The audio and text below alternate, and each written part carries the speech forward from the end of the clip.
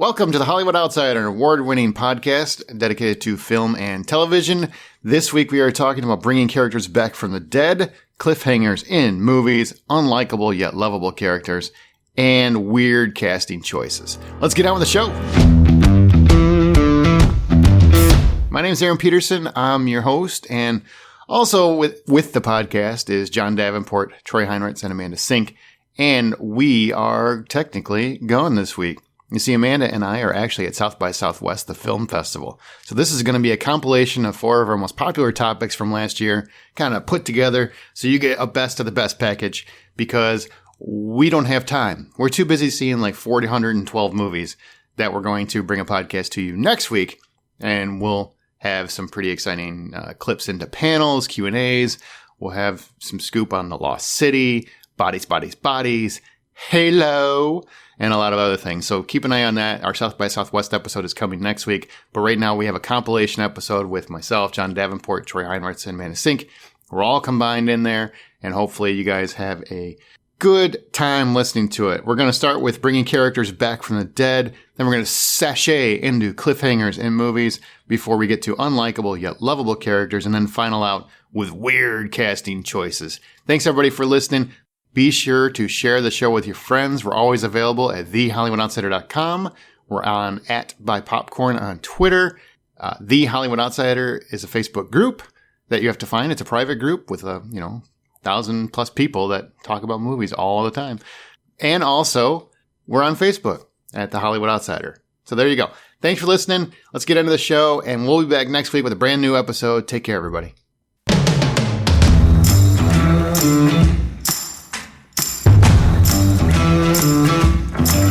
Bringing characters back from the dead. So obviously this question stems from Black Widow getting her solo movie long after she sacrifices herself for the good of the universe in Avengers Endgame. I don't know. We'll kind of talk about that a little later. Did that kind of cheapen her death? I don't know. We'll talk about it. But movies and TV have long pulled this gimmick, right? Just like comic books and novels, where a character we believe to be dead is brought back for some unknown purpose or fan service. So we're going to talk about that. So let's start it off.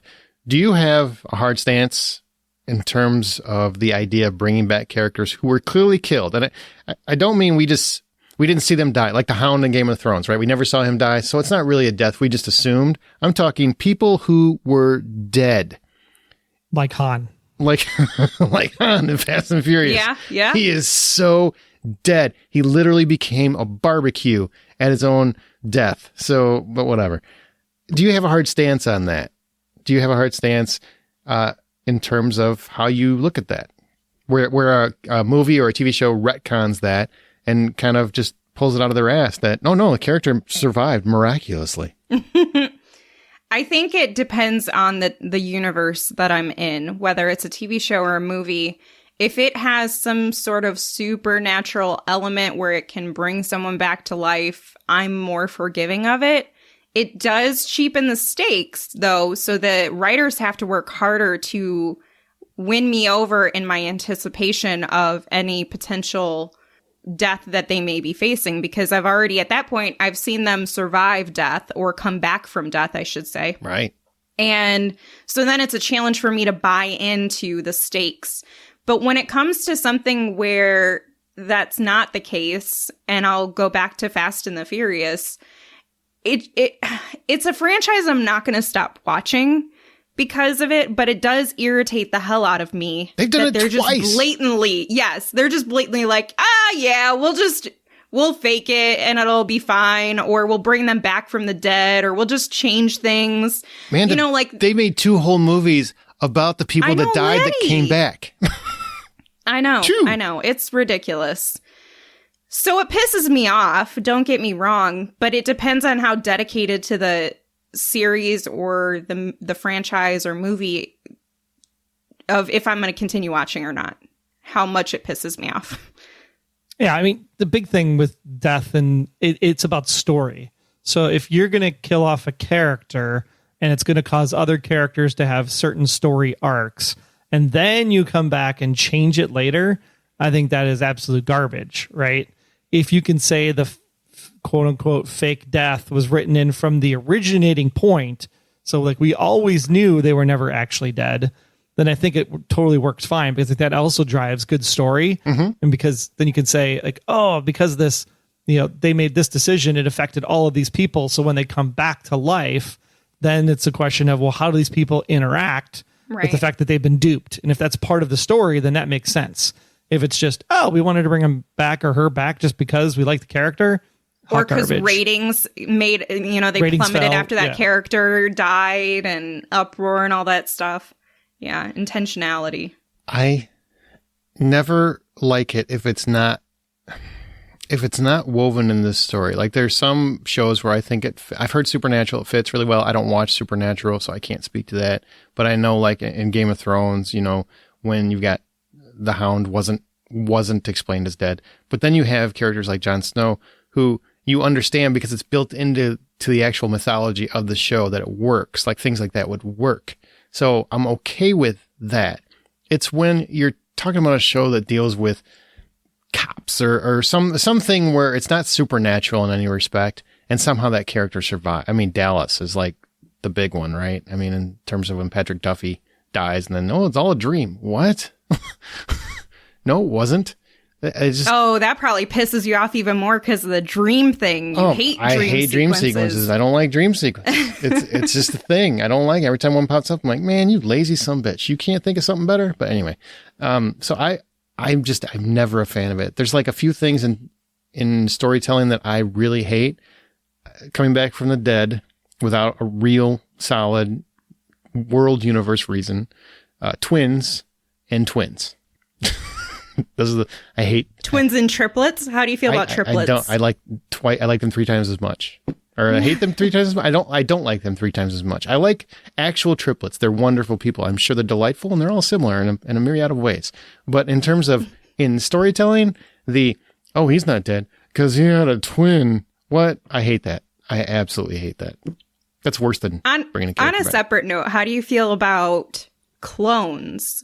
Hate it. Same thing as twins. It's just a cheap writing gimmick. But so what you if can that's get around the intentional thing? Like there's a bunch of clones out there for a specific reason. If that's a story, I'm thinking of Orphan Black. Yeah, if that's a story, I'm okay with it. Like it's built into the story. Like I said, if it's built in, like you got the Clone Wars and Star Wars, I'm okay with that. It's built into the story, but it has to be. And I just won't watch those because I don't like clones or twins. So it's just like don't use it as a cheap plot device. It's like, to me, it's like watching As the World Turns or Telemundo. I'm just waiting for the what? It feels too soap opera for me. Fair enough. Telenovela. That's what I meant to say. Not the whole channel, just telenovelas. So there we go. So you talked about stakes. So what about stakes? As in, does doing this erase the stakes of a property? I mean, you've got Black Widow who died in Endgame and probably had the most powerful death in the whole Marvel world. Now she gets her own movie after she's dead. I mean, so do you think stuff like this cheapens the stakes?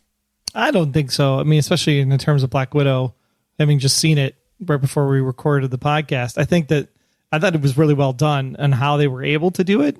I think it's also complete BS that they didn't give ScarJo her due diligence and gave her own movie during the 10 years that this whole thing was going on. She deserved a trilogy now that you saw it. Yeah. Yeah, I mean, you could do a whole lot of stuff with her character that would have fit within the timeline just fine. I mean, we had 3 Iron Mans. Did we need 3 Iron Mans? I mean, really? Do we need 3 Thors? 4 Thors? Like, it's almost ridiculous when you think about it in that regard. 4 Thors and 7 years ago. Sorry. Someone's going to make that joke. But, no, again, it comes back to story. I don't think it's a property issue. Like, I could buy Han coming back in Fast and the Furious for maybe 50 cents, not a full $1. And it's going to ruin the property because he's back in there? I don't think so. I mean, I'm more upset by the other characters from that 3rd movie being in the 9th movie than I am about Han being in the 9th movie. But at the same time, it just depends. I think it really all comes down to, was it the intention of the story to begin with? Versus was it just written in to write in because we wanted to be, ooh, look at us, we're super creative and we came up with this cool idea just to go, haha, we fooled you all. Like that doesn't work. If the story calls for it, it's fine. Like I was saying earlier, you really have to work hard when you do something like this to keep the stakes meaningful, because when you do this, people are immediately going to be like, oh my gosh, I'm crushed. This person died. I loved them. I cared about them. Or hell yeah, thank God they're gone. And when you remove that, they're going to be like, okay, when are you going to dupe me again? You know, like I bought into this and you just cheapened it, or you just have to work harder to make it work. Whether it's part of the story or not, I have a hard time with that. So you're going to have to still work harder to convince me that the other moments following it are meaningful and significant and that the stakes do exist. And when it comes to Black Widow, what you guys were asking about, you know, if it cheapens hers, yes, they should have done her movies throughout like they did with Iron Man and Thor. I think that would have made it significantly better. But I don't think that going back in time nullifies the significance of her character's death, because it's still back in time. It's things that happened prior to her death. Her death still ends up being meaningful. Now, if in the next phase and they have another movie where the Avengers are together or something, they have her character in a bunch of flashbacks or she comes back somehow, then it's super cheap and then I'm irritated. See, yeah, or you get her from like an alternate dimension or something. Right. Yeah, right. God, don't multiverse me. I just can't. Well, it's called the multiverse of madness, so yeah. Or bring her character and it's just a different person because it's in a different universe, like Spider-Man, like Peter Parker and Miles Morales. That kind of thing I'm okay with because it's not the same person. Right, it's not the exact same character. Or you have a different character where the Black Widow name or something like that. Because obviously there's a lot of Black Widows out there. It's not just the one. For me, bringing characters back from the dead almost always like just cheapens the stakes immediately and whatever I'm watching. I used to this is an example, right? So I used to love Angel and I love Buffy the Vampire Slayer. Love both shows. I still love them, but in the end of Buffy the Vampire Slayer, Spike is killed and he's given a very, very kind of moving death. He finally sacrifices himself, right? He finally does something good in his life. And it's kind of impactful.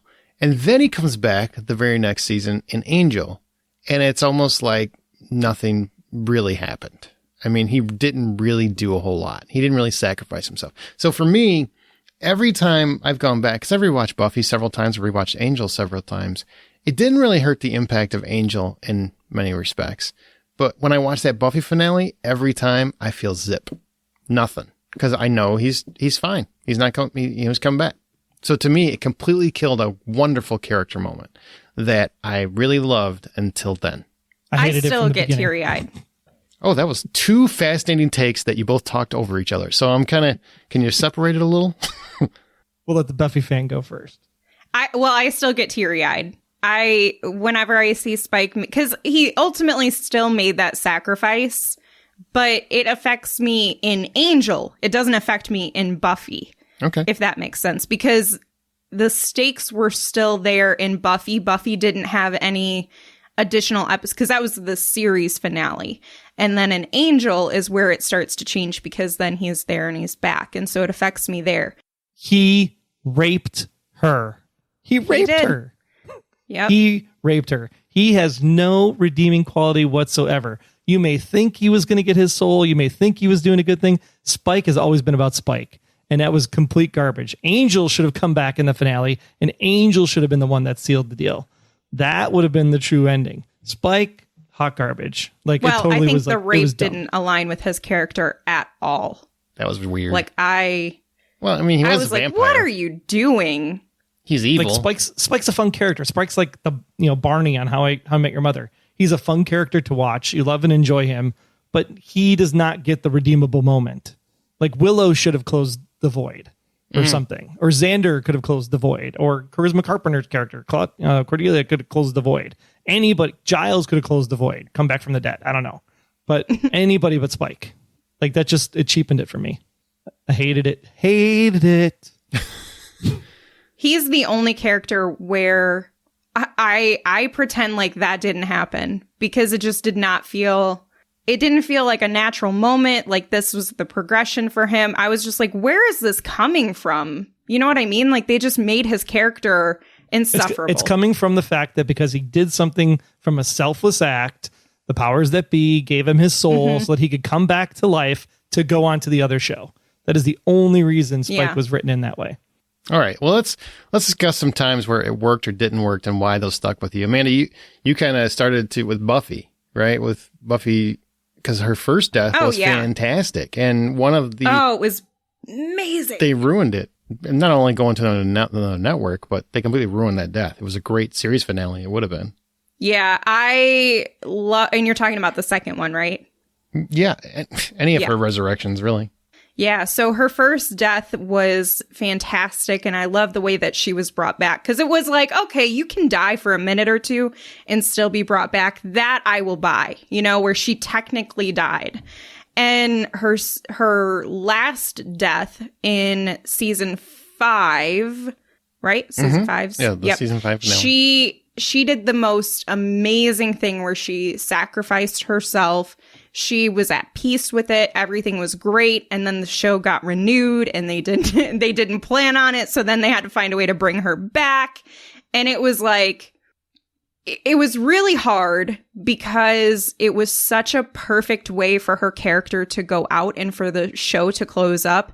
However, I will say they made me buy back into her character at least because she didn't want to be there. She didn't want to be back alive. She was in heaven. Things were good. And they made it complicated. They made her death coming back so complicated because when we think about resurrecting characters, even for a TV show, it's often for selfish reasons. It's because we want them back. And that's the same reason for Buffy's resurrection is these people wanted her back. We're not really thinking about how that person's going to come back or where they were, because we don't know what's going on after you die.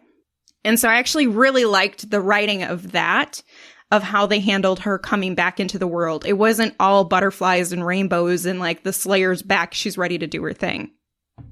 I mean, I love the first Buffy death because it brought faith. Yeah. Yeah. Anytime you get Eliza Dushku on screen, I'm like, I'm in. She's Kill great. everybody if Eliza's going to take her place. Kill everybody. I'll give you one that really irks me. It's in a movie, but Ripley in Alien Resurrection. Like, I don't think Alien 3 is a great movie, but it's a solid movie. I really kind of like the idea and the themes of it more than I like the execution. And I know Fincher fans are like, you can't say that. It's a wonderful movie. It's fine. It's fine. It's not, okay. Yeah, it's okay. But Alien Resurrection, where they're just like bringing her back, and what is she, Troy? A clone. What is Ripley? Yeah, she's a clone. She's a clone. Yes, she's a clone. So I hate it. I absolutely hate it. There's just no reason why they should have done that.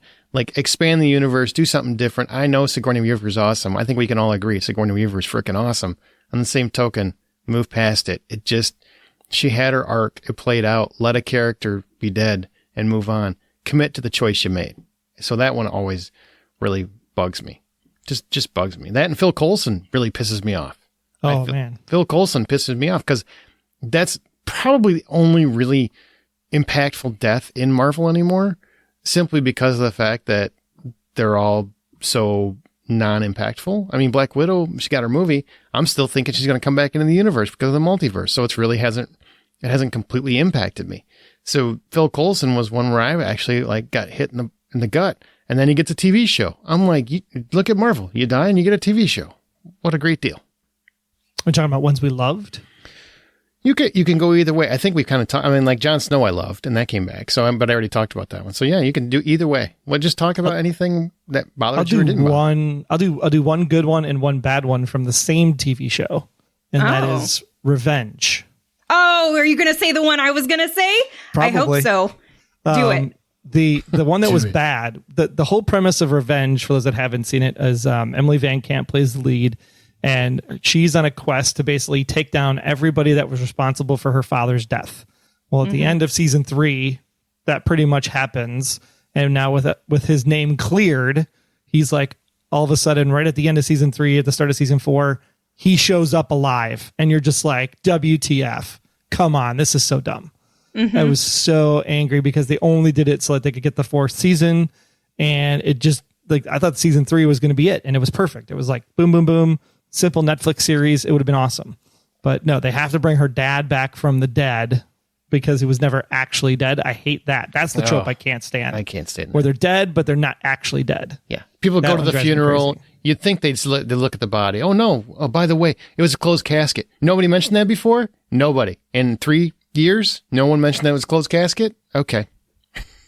But then at the end of season 4, the main character, the villain of the show, Victoria, she ends up getting murdered. And then you find out at the very, very last sequence of the entire series for the series finale that she wasn't dead. And part of the issue was that Emily Van Camp's character ends up giving an organ donation to a woman to find out that the woman was actually Victoria. So the woman she's been trying to kill the entire show, it's like a what do you want to call it? A tragic ending in a way. Because now a part of her is always going to be in Victoria, who's now alive. I thought that was freaking brilliant. And I was like, yes, bravo. Awesome. That sounds like you're missing one. So good. You sound like which one am I missing? You're missing Lydia Davis. She was the best friend. Victoria, she somehow managed to survive falling from a high-rise balcony onto a park taxi and also a plane bombing. Yes. Like, both of those things. She was a robot. This show sounds awful. Really. I never watched it, but the show sounds awful. It's actually a good show, but it's not something you would like. Is it? Is it though? Is it? I did a podcast on it. It must have been good. That doesn't really mean it. You've done a podcast on literally everything, Troy. So remember that dome? Remember the dome one? That was fun, huh? Yeah. Right? I'm sure you did a Twilight podcast or something. Totally. The one that I really like though is and this is actually a good and a bad one again from the same kind of series, was Battlestar Galactica, where in Caprica, which is the prequel or pre-show or prior to Battlestar reboot 2004, Caprica, the whole premise of Caprica was that they were building the Cylons to fight the war that's happening on Geminon. And the guy that built the Cylon, his daughter, ends up spending more time in virtual reality. So she finds after she ends up getting killed because she's part of a terrorist group, her avatar in the virtual reality world is what gets downloaded into the Cylon to give the Cylons the consciousness of their ability to become their own race. So like that death was great because the way they brought her back actually sets up the story for how the Cylons come to be. Yep, that works. Come to the end of the sequence, however, it's got to be Kara, right? Kara Thrace and her coming back as an angel or whatever the hell she was, like that was just DUMB dumb. I remember watching that, and man, I remember watching that, and like the first time through, I'm just like, that wasn't bad. Like everybody hated this. It was fine. I didn't mind it. It was kind of a good versus evil kind of thing. I dug it. And then you go and you rewatch it, because I rewatched it a couple times, and you rewatch it and you're like, so everybody had to be in on it. Right? At some point, like she fooled everybody. Like it's a really dumb construct when you really, really pay attention to it. Because the first time you're not really paying attention to it because you don't know what's going on. You didn't know that was the issue. But then the second time you know what's happening, so you're paying a little bit more attention to it and you realize it is very dumb. Yeah, because it's like when it happens, you're like, I thought she crashed. I thought she died. Why is she still here? I'm so confused. Mm-hmm. And then when you find out why she's there, then it's like, oh, she was never there to begin with. Yeah. You gave one of the best characters the worst send-off possible. Yeah. Really. Because it was her ability to do the final jump to get them to where they needed to go, but it wasn't really her. Like that makes no sense. It's frustrating. Any other ones worth mentioning real quick before we move on to listener comments? I'm surprised you didn't bring up Mulder. Oh.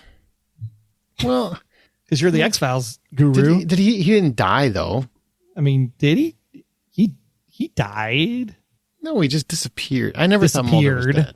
I never thought Mulder was dead. I just thought he was just gone. So to me, that's not the same thing.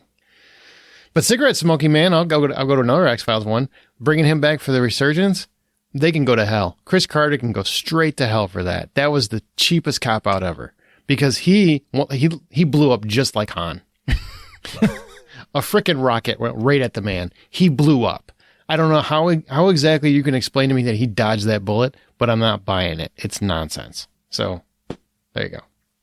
The annoying one that I have to mention before we finish this out is Michael Scofield from Prison Break. Man, that's such a good one. It's like annoying. He literally had a brain tumor and also got electrocuted. And had a funeral. Like the whole thing, the whole 9 yards. And he's suddenly not dead. What? I mean, I'm of two minds of that. Number one, I hated it. Did he Buffy crawl out of the gravesite? Hang on. I'm of two minds of that because I did hate it. On the same token, when they brought him back, I'm not going to lie, I was so giddy. I was just like, oh, thank God. Because I know. It was such I really enjoyed garbage. that 5th season. I loved it. Yeah, it was a lot of fun, right? And it was kind of garbage that he died to begin with. Because I'm like, what a piece of shit. What kind of shit is this? Why are you killing the best character for no reason other than it's cool? And then he even had a movie that went straight to DVD that showed how he died. So I literally watched him die. If you never saw that, you literally watch him die. And it's nonsense. It's complete nonsense. Oh, but then there's a TV show, so that's not part of the canon. Well, I've got the DVD. His funeral was still part of the TV show. I literally have the DVD, Troy. I've watched it recently. It counts. I mean, it says the final break right on the box. And then they were like, well, we could make a little bit more money on this. So we were just kidding. We worked it out. So he's in a prison somewhere. He faked his death. And what? What are you talking about? Yeah. Yep. Stupid. Yeah. But you know who can always get away with dying and not dying? Who? And coming back? Horror movie characters. Michael Myers, Jason Voorhees, Freddy Krueger. It's an excellent freaking point. Okay. Keep talking. Keep talking. They all die multiple times and they all come back. How did we never They are mention this? invincible. How do you feel about that? Are you on board with that or you think it's ridiculous? It can be both. It is ridiculous, but this is where I have the most forgiveness because it's just, to me, it's like a horror movie trope. It's just part of the cliche that you can use where they can, they have some sort of invincibility to them where they can come back and it doesn't really keep them down. And that's part of the horror movie trope in general is like, if you shoot someone through the heart and you think that they're dead, maybe the bullet moved in a different way, so you always have to shoot them in the head or cut their head off to make sure they're actually dead. But I'm pretty sure some of them have been set on fire, and then they still don't die. So they come back. It's supernatural, though. I covered my bases earlier, so I got an out. It's supernatural. I'm okay with it. I'm okay with it. I don't care. Those movies are always fun to me. I don't know why. Don't judge me. I got a problem. But unless the movies are connected. Michael Myers and Jason Voorhees, though, would you really say they're supernatural? How is he not supernatural? He's literally had an axe in his head. And that's what I'm saying. He's a freaking zombie in half the movies. How is that not super? Now, Michael Myers, they always want to present it as he's a real dude. He's just really evil. Really evil? Bitch, he's been getting back up. He's been burned. He's been lit on fire. He's been stabbed and everything. That's more than just evil. Jeffrey Dahmer was evil. They killed him once. He stayed dead. It takes witchcraft, I think, to get rid of these villains. That's got to be supernatural, and that's my out. If it's kind of supernatural, I'm okay with it. But also because I really like those movies, and I'm okay. I was going to say. I want the cool killer to come back, because then, he just kills a bunch of other college kids, and then it's good days. And they learn that sex is bad. Yeah, I don't even care about that. I just like to see the cool kills. Like, he pulled him up by a sleeping bag and slammed him against a tree. That was awesome. Yep. Michael Myers just stab. That's all he does. He's kind of lame. And Freddy works because Freddy's only in your dreams. His is supernatural to begin with. Yeah. Absolutely. Until you connect movie 1 and movie 3 together and they realize what the parents did. And so they bring him out to the real world and actually kill him for real. That's when it gets a little far-fetched after the third movie. But it's still supernatural because he's there in the dreams. That's when it's far-fetched? Wait. So somewhere Troy's watching this as a documentary, like of the first 3 movies? You're like, oh, I could totally see this happening in the real world. Oh, shit. That can't happen. That's a lie. Not to mention Freddy versus Jason puts them in the same universe. And so there's these two massive serial killers that apparently are just making their way around the globe, but meet back in the same area. Hang on. So if there's all this spiritual, natural stuff going on, where the hell is Spike? Why isn't he closing up this stuff? I'm still on little Troy Heinrichs watching Nightmare on Elm Street 3 and about an hour into it going, wait, this isn't real? What? That's what I'm picturing right now. Like, I'm totally on board. Now this is kind of bullshit. What is going on? I thought this is the stuff that happened in California. You're telling me this isn't what happened in California? Goddamn hippies. I love the first movie. I hated the second movie. And when Dream Warriors came out, I was like, hell yeah, Nancy's back. Let's get to it. This is great stuff. I didn't like when Nancy was back. The second one is just not a great. There's actually a really cool documentary on that movie. You should find it. I can't remember the name of it, but you should find it. It's on really the second interesting. movie? It's fascinating because it's really, but it's a documentary and it's because there's a lot of gay themes in that movie that were at play that they were trying to do like a deeper, kind of a deeper story, and obviously it didn't translate well to the movie. But the documentary is really fascinating, and how that guy, emotionally kind of took a toll from the film and everything. Like, it's just really fascinating if you like the behind the scenes of movies in general. The name of it is Scream Queen, My Nightmare on Elm Street. So find that. There you go. It looks at the second film. It's fascinating. It's fascinating. It's about Mark Patton and kind of what he goes through. So you can definitely check that out. We should probably move on, but we've got some listener comments. So Amanda. So Scott Calgaro says, if you're reviving dead characters, you're one step away from being canceled. I think there's a place for that to have some truth. And I think it, again, depends on the universe you're in and the reason behind bringing them back. If you're reviving characters because your viewings, your audience viewers plummeted after a character died, then yes, your show is about to die. I think that's a fair argument, actually. That makes me super nervous for a certain TV show.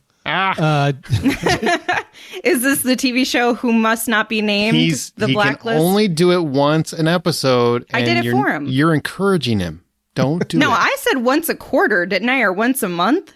Something like that. That was my stipulation. You're basically like, if he was a drug addict, he basically just put a line of coke right in front of his face and said, you don't want to snort? You don't want just a little, And to be honest, I was referring to Lost. But anyways, Jen Ryan said... it's just as bad. That's worse, because that is worse. Less enjoyable at the end. All right, sorry. Go ahead. Jen Ryan said, for me, it depends on the show and the universe the show lives in. Take Supernatural, for instance. It was a common occurrence for characters thought dead to come back to life somehow, if it's the universe of the show. However, in other places, it becomes trite and absolutely lessens the stakes when it happens on shows where it's just a big stretch to believe it could happen in the first place. We need our resident supernatural guy, John Davenport, on the episode to talk about this. But, I mean, they're vampires, right? Like, they come back as vampires and demons, I would assume. So they're people. That works. No. The people who come back from the dead, I'm assuming they bring them back as vampires. Sam and Dean Winchester, the lead characters, have died and all come back. I think Sam was dead for like a whole season, the way I understood it. Oh, well, that's I watched like I need an 7 explanation episodes. now. I do too, but not right now. Well, clearly one of them is dead to the other right now, so. Oh. No, they made up. Or it was a stunt, okay? I don't think that was a stunt. We talked about that. I don't think it was a stunt. Phil Steven said, faking a death is okay once. Coming back from the dead is a non-starter. So are you guys okay with faking a death on TV? Yeah, totally. As long as it's believable? Yeah, as long as it fits the story, right? Like, I fake my death, therefore it causes this chain of events, and because of this chain of events, we get more character stories from the characters that it's impacted by. And then when it turns out that, oh, hey, I wasn't dead at all, like we were talking about Victoria in Revenge, I think it's super great because then it's like, holy crap, she wasn't dead. What are they going to do about that? And then you get a whole set of stories that come out of that as well. I don't care as much about the story when it comes to faking a death. I care about the logistics. So you can't see their car blow up. Yeah, you can't actively see them burning in a car that is upside down, surrounded by people. Surrounded by people within 6 literal feet of the car. Yeah. They were social distancing from the fire, but they were all watching as Han died and somehow got out of the car. Yeah. Just like crisscross and was gone. right? Because it was a clone in the car. I'm telling you, it was a clone. Oh my God. No, it was a ghost, apparently, according to the Fast 9 logic. Yeah, I'm with you, man. I just don't like it. There's nothing about faking it or about coming back from the dead that works for me. And especially if you see it. If you actually see it, logistics have to work. Like if you're going to fake a death, it's got to be manageable. Like you've got to be able to go back and watch the episode where the character died and say, okay, I can see how they got out of that. Yep. If you go back and you go, man, that's no, there's really no wiggle room there, then I just have a hard time with it. And if they pull it off, I give them even more props because you have to have first convinced me that I thought they were dead or they were going to die. And then I would have to go back and be like, okay, let me rewatch this. And then I'm like, oh man, I missed it. I missed where there was an opportunity for them to have faked their death. And so they're fine and it makes sense. And I'm like, wow, good job for you. But it's such a cliche that you have to do it for the right reasons and in the right way. And I really feel like in this day and age, networks and movie executives, whoever, need to be really a little bit smarter and more media savvy about this, right? Because I do think too often, a character will die in a show where the death has been faked or something like that, and they don't do an interview, and then you don't hear anything more about it. Well, that to me says they're still in the show, So what they should be doing is doing an interview where they talk about how they died on the show. They should be doing that kind of press because then the audience believes it. Because I can tell you as a diehard fan of shows, if I don't hear that exit interview or I don't get some kind of confirmation from social media, I automatically don't buy it. It's the age we live in. You guys know what I'm talking about? So they really need to do that. I think social media and networks and movie companies, everything, they need to step up their game if they're going to fake deaths and make us buy into it by committing to it on a social media level too. That's a good point. And sometimes it's like commit to it and sometimes the fans still don't believe it. True. Yeah, that's true.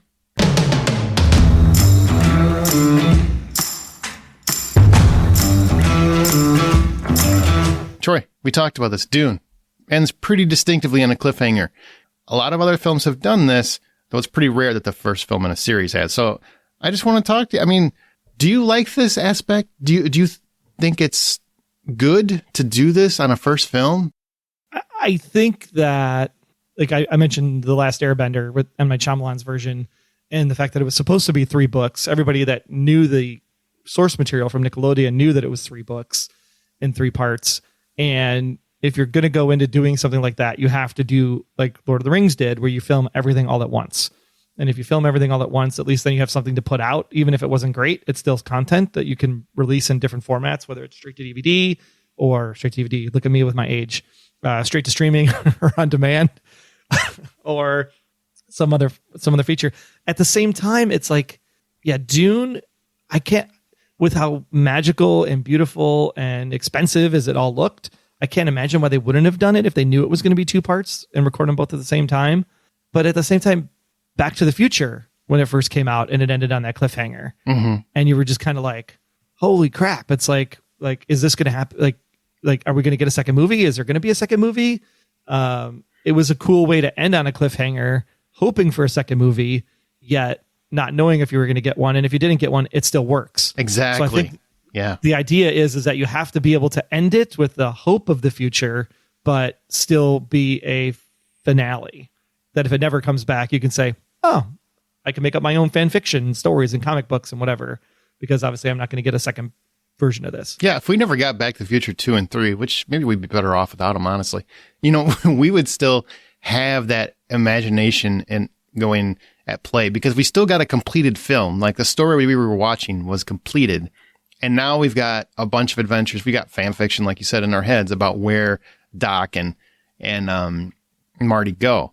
And some films have done that. I mean, Batman Begins, when they rebooted that one, sure, you're going to get more Batman films. But if that one flopped, even though it kind of ends with him being teased with the Joker card and whatnot, I can still picture that movie happening in my head. I can still picture The Thing. The Thing is a favorite one of mine because it ends very much with the characters and their fates and a cliffhanger. We don't know exactly how it's going to end. So we have to put that up in our head as to how this is actually going to finish. And I like that. It works for that particular movie, so it can work. I don't know why you do it when you got half the story, and why more studios don't do the Lord of the Rings approach, because it worked so well. I mean, I get it's a 1 in a million shot, right? You're not going to score that well every time. But in the same token, doesn't that make it a little easier at some point? I mean, you've got TV shows that are filming, multiple hours, and they're doing it all at once, Game of Thrones, things like that, like these big sci-fi epics, Vikings and stuff like that. Why couldn't you do that with, Dune or something like that? Just do it all at once. And if it doesn't work, maybe you release it as a series. I don't know, but at least you have it all done. So fans don't feel like they're wasting their time and engagement. Yeah. And we talk about this a lot when you talk about software deployments and system deployments, because some people are like, well, the company can only handle so much and change management and blah, blah, blah, blah, blah. And you roll this stuff out and it's like, well, I can either roll it out all at once and do it in 13 months, or I could roll it out over 3 years. And if you roll it out over 3 years, you spend more money because you have to keep more people employed. You have to keep more people, more money coming in, because it's just time, right? If you can record it all at once, you save so much money that even if the first one flops, you can still make money on the second one. Like you said, release it as a TV series and just break it up into 10 little mini movies and rework some of the editing. And it would probably work just great. And it might actually do better at the end of the day. But to know that there isn't even a script written for part 2 at this point for Dune makes me super nervous. Well, thankfully I didn't enjoy it as much as you did, so I'm not that worried about it. If I never see it, I'll be fine. But I know a lot of people that absolutely love this movie, and I don't want anyone to not love something. So if they had a great time, that's fantastic. I am happy for them, and I want them to get the conclusion that they deserve. And I don't think it's not that I don't know if I enjoyed it yet. I watched it once. I watched it on a small screen. The sound was still impressive because I have a pretty decent sound system in my office. I think for me, it's something that has to be watched twice, because the first time you're just like, okay, who is everybody? What is going on? What is all the things I need to understand, especially not reading the book? Like if I go back and watch it a second time, then I'm like, okay, as long as HBO Max has 2x speed. Oh, wow. Because it's just, there's that much drag. I mean, I don't mean to sound that like a sand joke or something, but there's so much drag in this movie that it's the space that really hampers it. It's very coarse. Yeah, I get it. Yeah. There's just, because I think the story and the concepts and there's a giant empire and there's these warring houses and they want to collect this stuff. And there's these people that are like at the center of this war and like they keep ravaging their planet. I think there's a lot of good stuff in all of that story. It's just slow. But back to our conversation on cliffhangers. Yeah. Back to that. I mean, there has been a lot of movies where they've made good use of it. I mean, Captain America, I think, ended on a huge cliffhanger. But if you never got another Captain America movie, I feel like that still would have worked for me. I still got a full story, his full story. So that worked. But you've got a lot of movies that keep trying stuff like that. Green Lantern's probably one of the worst examples I can think of, because you have this ending where you get Sinestro, who's kind of built up, like he's Hal Jordan's mentor, and now he's going to use the yellow ring to harness the evil power. So it sets him up as like this big future villain. It's kind of like if you set up Thanos and then you never got to pay it off because the sequel never came, because the movie was poorly received. So basically anybody that might have enjoyed the movie now has a future that they never get. And I feel like that was still part of the story that was going on. So people are kind of screwed, in that respect. I don't like when they do that. I feel like cliffhangers should be held for a second movie. I don't think they should be part of the first one unless you've already filmed the future parts. Yeah. Like Star Wars, A New Hope, perfect standalone movie. Never needed Empire Strikes Back. Exactly. But then Empire Strikes Back ends on the cliffhanger because you get the third, right? The Matrix, hey, we got this world and we can still do stuff with this world, but the first movie ends and it could be a standalone movie and it'd be just fine. Even Infinity War could have ended with the snap, and we could have had an entire 10 years post snap before Endgame ever happened. Sure. And that would have been, and then when Endgame would have happened, you would have been like, holy crap, it's a sequel. It's great. It's awesome. Well, it would have been 5 years. Would have been weird if it was 10, but that's a different movie. Yeah, I get it at 5 years. That's funny. Yeah. But I say 10 years because it took him 10 years to get to Infinity War. Yep. But at the same time, there's just, if you're going to go into it going, I know that this is a part one, then at least end part one with an answer or a hope of what's coming next, not just abrupt. And don't just do it to try to be clever. I mean, I don't know. Do you remember the Planet of the Apes, the Mark Wahlberg one? The one that. Oh, yeah. Do you remember that where they ended on that cliffhanger where General Thade is like, he's the Lincoln Memorial now? And it's like, what? And ape cops are everywhere because they were obviously setting it up for future movies and it just didn't work. What? That was so bad. Just so bad. Yeah, because even the whole War, Rise, Dawn, I always forget which order they go in. They Rise, War. Rise, Dawn, War, right? Rise, Dawn, War, yeah. Rise, Dawn, yeah. War. Yep. Like even there where they go across the Golden Gate Bridge and you're like, okay, like this was great. Like story told. I don't need another movie. Yep. But then when they come back and they're like, oh, here's the second movie, you're like, oh, this is really great. Like I'm excited to see a second movie, but they could be standalone at the same time. Exactly. Just crazy. I mean, even Fellowship of the Ring, I realize Lord of the Rings is a 3-part story, but I actually, even though I wouldn't watch it just alone, I have watched just the first one. And I feel like even that kind of tells me the majority of the story. Like I got a feeling I could, in my mind, decide how it ends. I still think that's one of the ballsiest plays Hollywood's ever made, is by making all 3 of those at once. They got lucky that they were so well received because that could have been a gigantic floppo. Mm-hmm. And we never, maybe we never would have got the second and third ones because the first one has to be a hit for them to keep investing in special effects and the cutting and the post-production and all that stuff. So, I mean, we did get lucky, but they did film it all at once, which meant at least we knew those 3 parts were there. So it's just a matter of time and money. Agree. Yeah. So that's interesting. Now, I do want to mention some listener comments on this particular topic because I just thought like some people had some thoughts, in terms of how they feel about any movies on a cliffhanger. Christopher Jarmark says, it depends. Typically, I enjoy the suspense, and then it usually means that we're getting another film. However, there's been more than a few times where the moans of purists prevented the sequel from happening, like Power Rangers, Mr. or Mrs. Peregrine's, The Suicide Squad, etc. I can see where fans are coming from. They're so deeply invested in source material that it has become part of them. So they only want to see what they expect. However, that's not the purpose of adaptation, an art form in and of itself. Adaptations aren't meant to be literal retellings. I kind of wish we could all grasp that without feeling slighted when films look or feel different from what we were expecting. I love that point. I really do. That's good. Yeah, it's a great point. Stefan Smitterback, he said, depends on the movie. Alita Battle Angel was bad because there will not be another movie.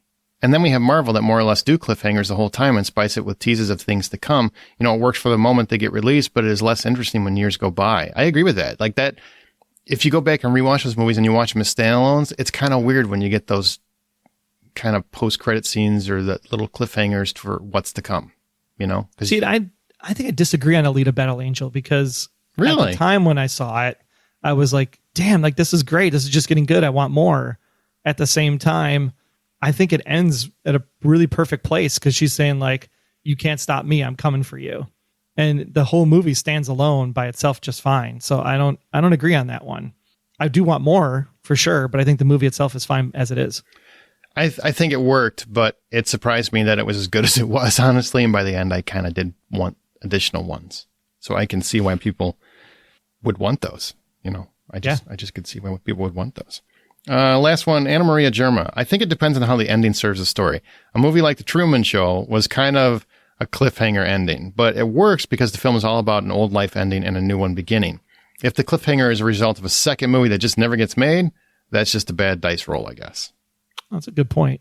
Was Truman Show a cliffhanger? Because how does Truman interact with the real world now that he's escaped? Mm-hmm. But at the same time, I don't want that movie. That seems boring. But do you consider that a cliffhanger? I mean, by that definition, Inception would be a cliffhanger ending. Because does the top spin and fall, or does it just spin? That's left to you. So is that a cliffhanger? Or is that just a proper ending? The way the movie was supposed to end. Yeah. So, I mean, to me, a cliffhanger is we don't get the answers to the overall story at the end. And I feel like Truman Show, you get the answers. I feel like Inception, you get the answers. It's just what you make of that final moment. Dune, it's all set up. That 2.5 hours is all set up. Yeah, it's a 2.5 hour prologue to the actual movie that's coming. Yeah. If it comes. Yeah. exactly. And hopefully it'll come a little faster. You know what I mean? In terms of how it plays. My God.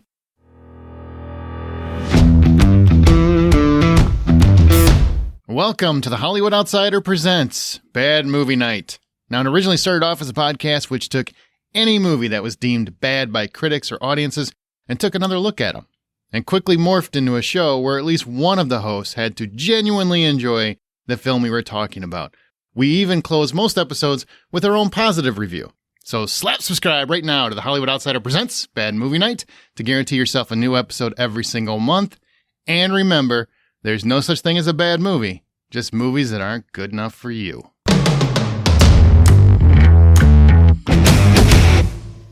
This week, our From the Outside In topic is unlikable TV characters you find quite lovable. This topic spawns from Roy Kent from Ted Lasso, maybe even Bronn from Game of Thrones, but really, like, at the height of popularity right now is Roy Kent from Ted Lasso, because this is a character that if you started watching Ted Lasso last year, he was kind of just a dick. He's really kind of a dick. But as the show goes, he's become more and more lovable. And that's what we're going to talk about. Unlikable TV characters that you eventually find quite lovable. Now, Troy, do you find it easier to love unlikable characters on TV than, say, in real life? And, you know, you run into somebody who had the same characteristics as a Roy Kent. Would you want to be friends with them? You know what I'm saying? Yeah, I mean, it's hard because I try to look for the best in people and don't make real snap judgment first impression decisions. But at the same time, I really try to surround myself with people of character and moral standing. And if you say something that's going to trip my trigger like the wrong way almost immediately, I'm probably not going to be around in the relationship long enough to be able to see the good in you over the long haul. And I think that's one thing that TV allows us to do, is that you get that kind of irksys feeling, you know, right at the beginning of the first or second episode. But by episode 10, you're like, oh, okay, I could see where the journey is going and how they're getting better. And I want to invest in them and see what happens. So I think from that perspective, it's definitely easier on TV to say, yes, that person was a horrible human being, but I kind of understand, versus in real life. Real life is challenging because you have to give a lot of your time in order to make that journey happen. Yeah, pretty much the same thing. It's just, there's a lot of people out there who I love on television that I think sometimes to myself, God, I want to really hang out with that person. But at the same time, I look at that person, I'm like, no, I would be a target for that person. And I don't want to be a target for anybody. And I don't have the energy to put into a relationship that will just suck the energy out of me. I just don't want it. But again, at the same time, I love that barrier of the television between some of these people, so that I can enjoy them for what they are. And you know, sometimes we want to be kind of like some of these people, but at the same time, the reason why they're written so well is because they're a team of writers writing them. And the performers, obviously. Obviously, yeah. too. I mean, I've been horribly surprised because I really didn't like Roy Kent as a character the first season. Not just because I didn't think he was unlikable or just unlikable. I'm like, he just seems like just always angry. God, but he's just grown on me like this season. And, you know, John and I were talking earlier, Dan Fielding, one of my favorite TV characters of all time, is not a likable dude. He's really kind of a jerk. He's a jackass all through and through. He's an asshole. On the same token, he's my favorite character on that show. I love him to death. And every once in a while he would, on Night Court, and every once in a while he would do something very sympathetic or empathetic or just loving in a way, but he never wanted anybody to know it. And then so you kind of see the underlying layers that existed. And that's a lot of the writing and the actor portraying that. Now, if I met Dan Fielding in real life, I got a feeling he's like a lot of lawyers, and I probably wouldn't like him at all. I would probably despise him. So it's kind of amazing how TV, you can feel completely different about people than in your real life, you know, and maybe it's because you get those layers, you know, sometimes you see somebody and you're making, I wouldn't say snap judgments, Troy. I get what you're saying, but more like, I've seen him a couple times and he's always kind of the same guy. Well, I've seen Dan Fielding numerous times, and it took a couple years before we saw the real warmth of his character. So maybe that's part of that, you know, because you get those layers, you get the underneath part. Yeah. And what a interesting journey, I guess, would be the case for Brett Goldstein. Oh, wow. Because when he was writing the character for Ted Lasso, he wasn't even in the conversation to be Roy Kent. And then he's just like, like, I want to try to be Roy Kent. And then he just goes in there and just nails the audition and embodies Roy from the get-go. So, I mean, what a cool story to be, writing, but also acting the same person you're creating and having that full control over that character. That's just got to be super, super fun for him. And different from, Sudeikis creating the Ted Lasso show and whatnot, because Goldstein had, at that point, not known that he was going to be Roy Kent. He just loved that character and thought he could be that character and asked to audition and won that character. So, I mean, that's like a totally different journey from a guy who creates a show for himself or something. Mm-hmm. Right. Yeah. It's fascinating. TV's full of unlikable characters, but can you remember a specific moment where you switched from not liking a character to starting to fall in love with them, John? Yeah, absolutely. Actually, the one that came to mind the easiest is Spike from Buffy. So, he's initially a villain. He develops this weird obsession with Buffy.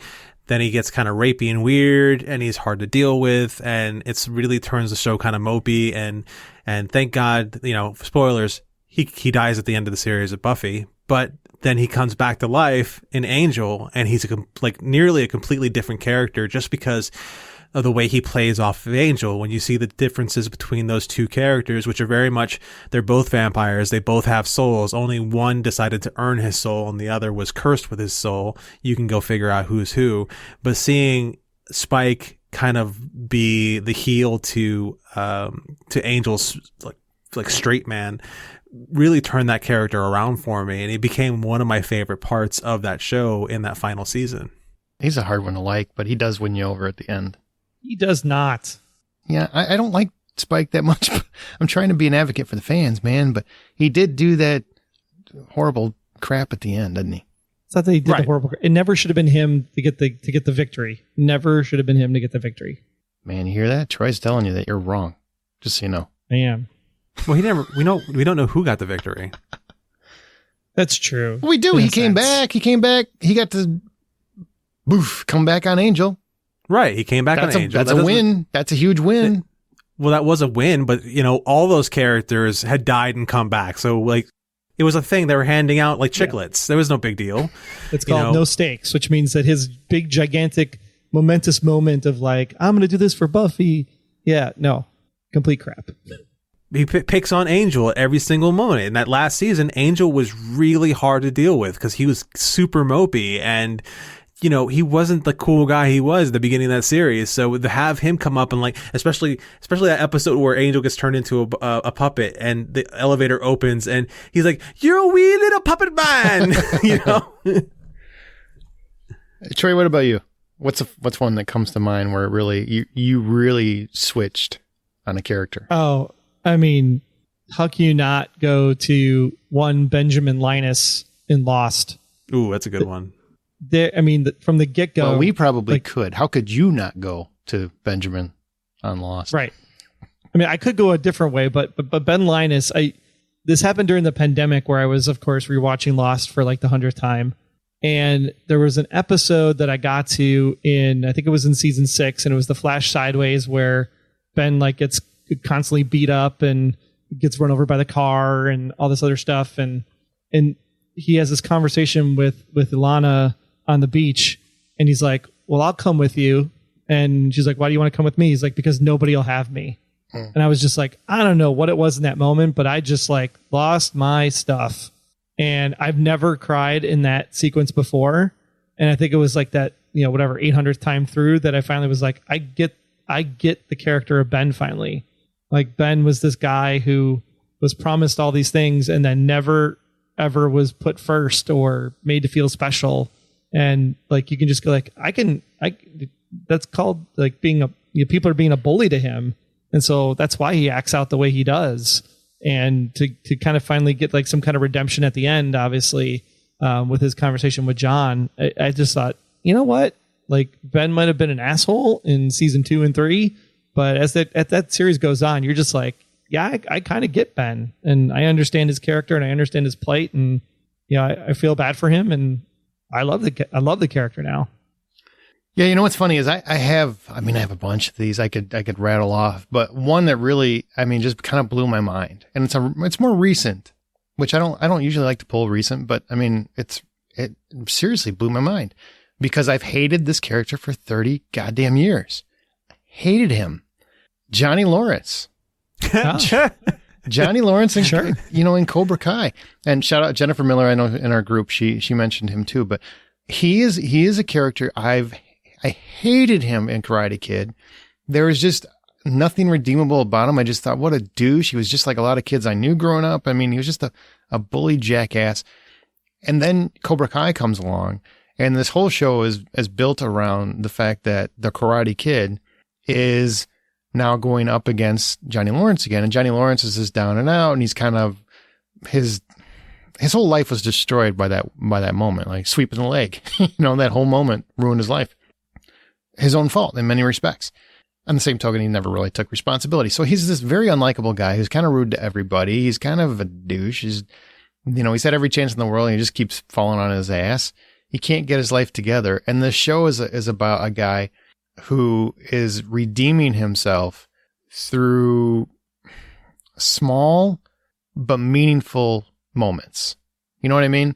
And it's such a goofy little show, but it does such a great job with character moments like that and bringing characters to where it's earned moments. And it makes you actually root more for Johnny Lawrence than Daniel-san, which I thought was never going to happen. I thought you'd never put me in a position where even though I like Billy Zabka a lot as a person, I had a hard time believing that there's any chance you're going to make me root for him more than Daniel-san, because I just kind of go for the underdog normally. And I guess you could say Johnny Lawrence is an underdog in the show, but Daniel-san's been with my heart for 30 some years. I love those movies. I grew up with those movies. They meant a lot to me. That character meant a lot to me. And, he's still very much the same character, where Johnny Lawrence is still kind of a dick, but he turns into a better person. And I mean, it's just been a show that really, really stuck with me. And that character has been very meaningful to me. That's a really good choice. I feel like I recently rewatched the series of How I Met Your Mother, and I feel like the whole fact that you had a character on that show talk about how Billy Zabka was actually the hero of at least the way he saw it, Billy Zabka was actually the hero of Karate Kid because he was the Karate Kid. He wasn't some kid from Jersey, who messed somebody else's life all up, The light they shone on Billy Zabka the last season of that show, because he got to be on the show and play with the idea of him constantly being a villain, even though he's a nice guy. Always makes me want to watch Cobra Kai. I don't know why I haven't yet. You haven't even watched Cobra Kai? Who are you? Is there an eject button from this podcast? Because No, I am no. just disappointed. Well, right Troy, now. you've actually watched it. Do you agree? Yeah, Billy Zabka is amazing. I mean, that was the whole premise of the entire first season, was we're going to watch Billy try to become this guy. And Daniel-san is a complete ass in that first season, especially those first couple episodes. And so, like, just seeing Billy Zabka do what he does with the character and takes him to a completely different place, I think is absolutely fascinating. And I'm totally rooting for Johnny the entire time, especially when you get into the whole father-son relationship between him and his kid. It's just, oh my gosh, like, yes, 100%. I mean, I felt a little bad for him in Karate Kid 2 when Kreese punches the car. Yeah. And you can clearly see like Kreese is not a good guy, but at the same time, like, he was totally an ass. But when you go back and now look at it from the perspective of Johnny, like, Daniel was kind of like a jerk to him too. So it's a even playing field. And I really like where they're taking him in Cobra Kai. And you must sit down this weekend, John, and watch all of the 3 seasons because it's amazing. Yeah, I'll get on that. They're only a half hour long, man. They will make you feel good. They will make you feel good. They're so good. It's a heartwarming show. It's funny. It's charming. It's got heart-wrenching moments. It's a beautiful show. It really is. Cobra Kai. Check it out. All right. So who are some other TV characters you personally love that are often more an unlikable sort? So the first one I could think of was Walter White. Like, even before he becomes the drug dealer, he is just like somebody who's, you can tell he thinks the world has been completely unfair to him. And as he even becomes more and more of Heisenberg, that whole, like, he's finally becoming the big man. You can see how he's enjoying the power is just nuts. And I like him on screen for sure, but I would never want to hang out with Walter White. I thought of that, and I'm the other way with him. Like I started out liking him and then just like despised him. I didn't hate him, but because there's always like a little piece of you that still likes him, but I no longer found him lovable by the end. I would give that to Jesse Pinkman because I hated Jesse Pinkman for most of the first season and a half, really, up until his girlfriend, that thing happened. I thought he was just, I wanted him off the show. I'm like, wow, why is this kid and then it really, really clicked with me like, wow, he's a great actor. And now I get what they're doing with the character and I'm starting to love the guy. I feel horrible for him now, you know? Yeah. No, I agree with that. That's actually a smart character. It was hard to really choose between which character because Jesse Pinkman became somebody I would actually want to still hang out with as opposed to just keeping that barrier. Whereas he started out the show as somebody who I would never want to hang out with. Yeah, exactly. Maybe they should have made the sequel with him instead of Aaron Paul because I didn't like El Camino personally. But I would have watched something with Jesse Pinkman's character for sure. Well, that El Camino was with Jesse Pinkman's character. Well, yeah, but it featured Aaron Paul, right? It was like Aaron Paul's like spinoff specific. It was about. Oh wait, I'm thinking Jesse Plemons. Sorry, my bad. Jesse Plemons was in the show. He was. That's why I was confused for a minute. What just happened? I couldn't see around him. That was the problem. So. Oh, God! So I feel bad for ever bringing that up, but it's still funny. All right, Troy, what about you? What's one? Wow. I'm so sorry. I personally love Chuck Bass in Gossip Girl. Chuck was this slimy, squirmy, comes from money, real estate, New York, thinks he was God's gift to women. And I'm just, the whole time I'm watching him maneuver and do the things that he does, I was just like, man, this guy's fascinating just to see what he can do and how he manipulates the society. But at the same time, just such a dick to everybody around him. And I just don't know why he's that lovable, likable, but yet you just want to be like, ugh, Chuck Bass, like disgusting, go away. But yeah, if you haven't seen Gossip Girl, Chuck is an amazing character, and they do such a great job with him. I kind of want to watch. I've never seen it, but now I'm kind of interested. Sincerely. Yeah, at least the first season. If you don't like, it gets a little bit weird and crazy, and you can basically call who Gossip Girl is from episode 1. But it's Blake Lively, isn't it? No, it is not. Doesn't she do the voice on that one? No, Kristen Bell was actually the voice of Gossip Girl in the opening credits. Oh, so Blake Lively was the star, though. Blake Lively was a star, yes. So what's the premise of the whole show? They're trying to figure out who's spreading gossip? Is that what it's about? Yeah, it's basically following the high society kids in New York that go to a pretentious school, and there's like someone that just, dishes all the dirt about their families, and then the families start inbreeding and all that fun stuff, and then what? Eventually you figure out who the Gossip Girl is at the end of it. I'm kind of fascinated. I'm not gonna lie. That's kind of an interesting premise. Fair enough. The new version though sucks compared to the original. The original is so much better. That's too bad. But you kind of figure that when they're going to reinvent something, right? It's hardly ever as good as the original. Yeah, hardly ever. John, you have another one? I do. Elliot Stabler from SVU. Oh, that's freaking fantastic! Stabler? Yeah, he's kind of a dick most of the time. He is the epitome of the guy, kind of guy you don't want to hang out with. He's got this sanctimonious attitude. He's thinks he knows everything, or if he doesn't know it, it's stupid and weird and doesn't fit into his whole way of life. So he gets to make fun of it. And if you say the wrong thing, he's going to put you into the wall. On screen, I like him. If I were to hang out with somebody like Elliot Stabler, I would be in trouble most of the time just because he would constantly have to just boss me around and it would just suck.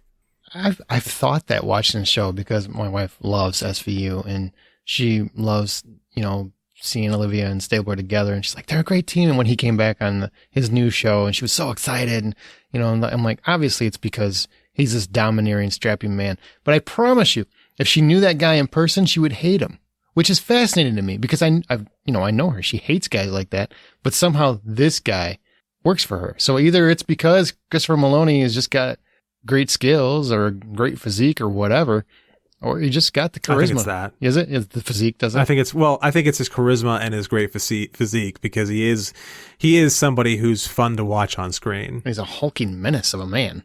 Huge. And he's also nobody ever says this, he's kind of a bad cop. Oh, he's terrible. He's constantly, I mean, at least if not assaulting someone, coming very close to it, where I'm like, I think that's illegal. Like, isn't that what everything that everybody's bitching about with police? That's what Stabler does, but everybody still loves him. We can trace everything back to him. Yeah. That's what. Put it all on his shoulders, for sure. I'm going to throw one of my favorites, Chloe O'Brien from 24. Chloe O'Brien. Oh, God, yes. I feel like I've known people like her, and I've had to walk away. If you've never seen 24, picture this. If you work in an office or wherever you work, the most annoying person that you work with is Chloe O'Brien. They're the ones that know everything. They're arrogant. They're full of they know how to do every part of the job better than you do. And they're just pissed that you can't do it as good as them. That's Chloe O'Brien. And somehow you still come to love that character. That's hard to do. Mostly because she's the right-handed Jack. So, like, you love Sure. Jack and he loves Chloe, so therefore, by proxy, you love Chloe. But you also kind of start to, I mean, wouldn't you agree? Right? I mean, as you watch it, you start to appreciate how direct she is to people. In fact, sometimes you wish you could be like that at work too. For sure. I mean, I love when people are trying to have meaningful conversations with her and she just looks at them with that face like, what do you do? Get back to work. I don't care. I love that. That is very true. She's fantastic for all those. Actually, I think I built my whole work life around being kind of like her, so it's been great. You wanted to be like Chloe O'Brien?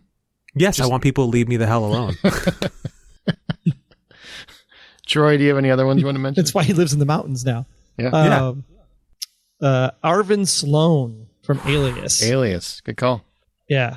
I know that's a surprise for me, but Arvin, I thought, was one of the most despicable human beings on the face of the planet, especially for what he does to poor Sydney's fiance in the very first episode.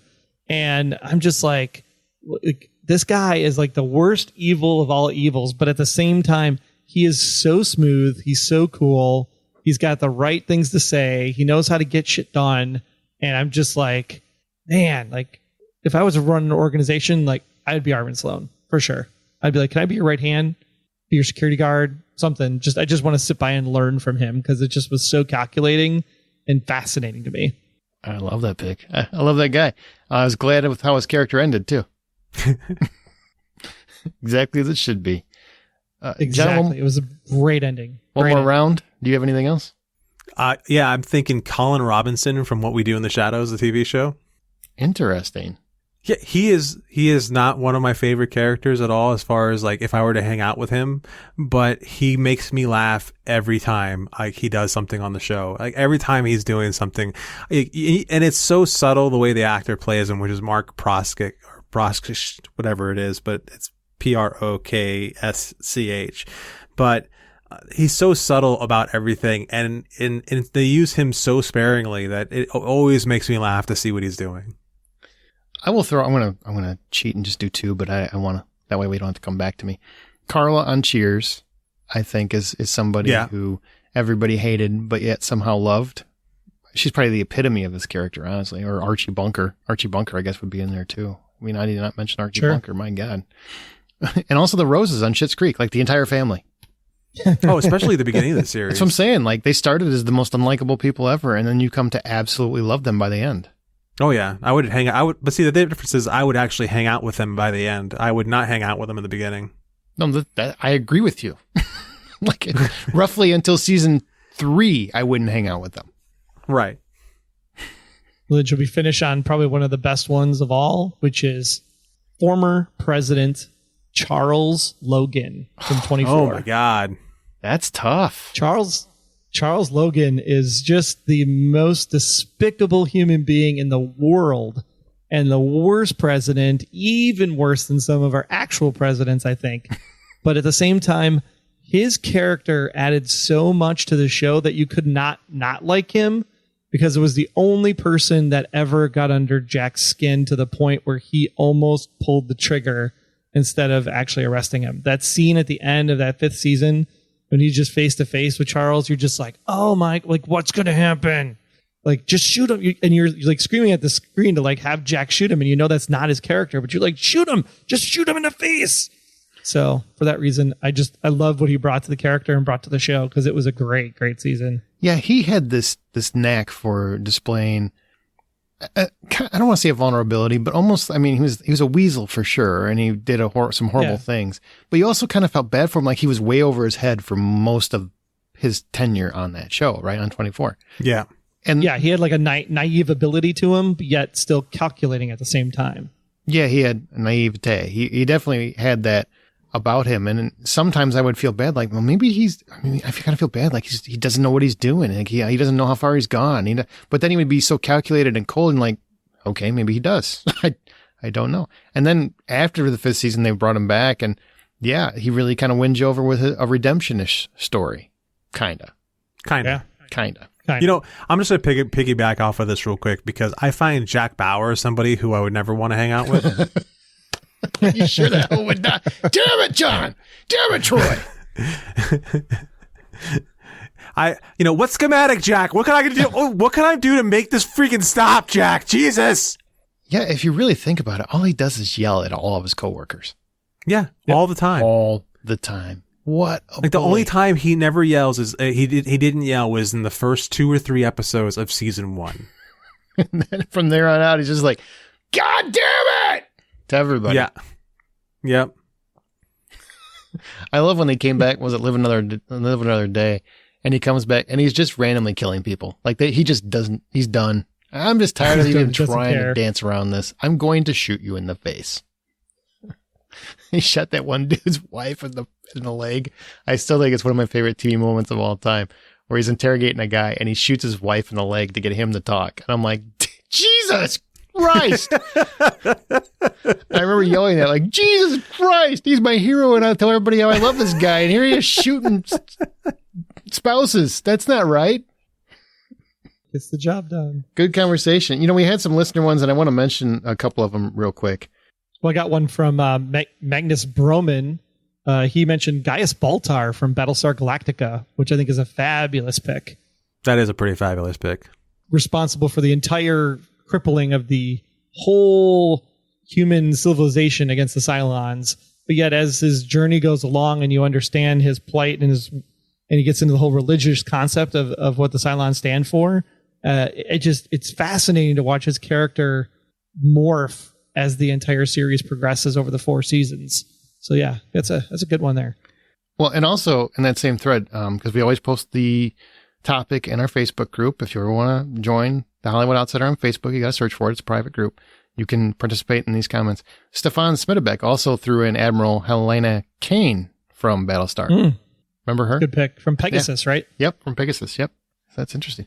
I want to mention Marvin Sewell. He said, I don't know if it counts, but I was thinking Shane from The Walking Dead. Absolutely. Oh, yeah. Absolutely. That was a guy who, man, it was so hard because his best friend's wife. Exactly. And once you learn that, it's really hard to root for a guy who banged your best friend's wife, dead or not. I don't care what you thought. It's still your best friend's wife, man. There's the line. There's a line. And then he comes back, and then he still wants her back. And that's where it gets really complicated. And it's hard to root for him, but by the end, you kind of do, because wouldn't you say that as the seasons went on, Shane seems more and more correct? Yeah, actually, definitely. that is true. Every decision that freaking Rick tries to make leads to disaster. And if they would have done the Shane way of doing things, they would have probably been fine. But Shane dead. He's dead. He's so dead. Reese Bennett also said Negan. Do you guys think Negan is a lovable character despite him being so despicable? No. That's a hard one, because I think the direction of the show and the writing of the show didn't do Negan. It did Negan a disservice, I think is what it is, because nobody likes the Negan episodes for the most part. Mm-hmm. If you take a random sampling.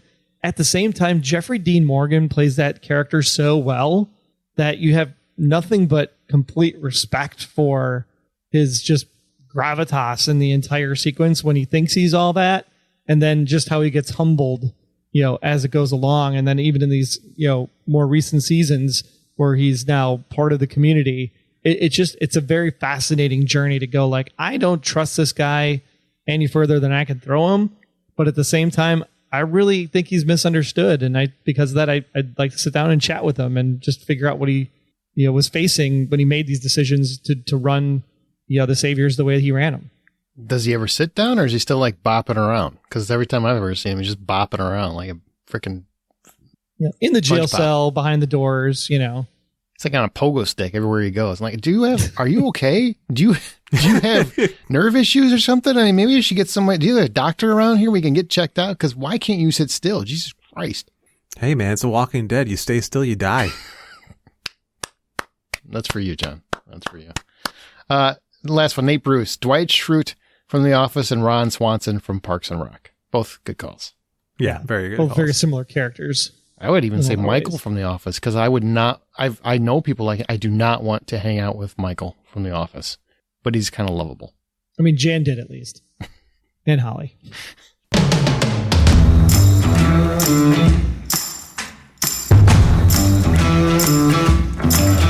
This week's podcast topic revolves around weird casting choices, like a 30-year-old playing teenager Evan Hansen, Tom Cruise, little Tom Cruise playing the 6'5" Jack Reacher.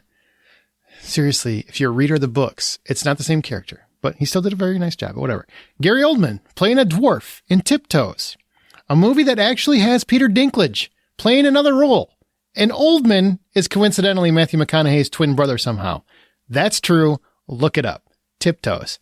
What the hell is happening? That's what that role should have been called in that movie. So we're talking about really weird choices. Now, by the way, anybody ever seen Tiptoes? Don't. just look up that information because I am not making that up. Gary Oldman played a dwarf in a movie that literally has Peter Dinklage in a different role. It's weird. It's just weird. Okay, so weird is a relative term. And oftentimes the casting works out. Tom Cruise is definitely not the book's Jack Reacher. I've read a bunch of those books. He is not that character at all.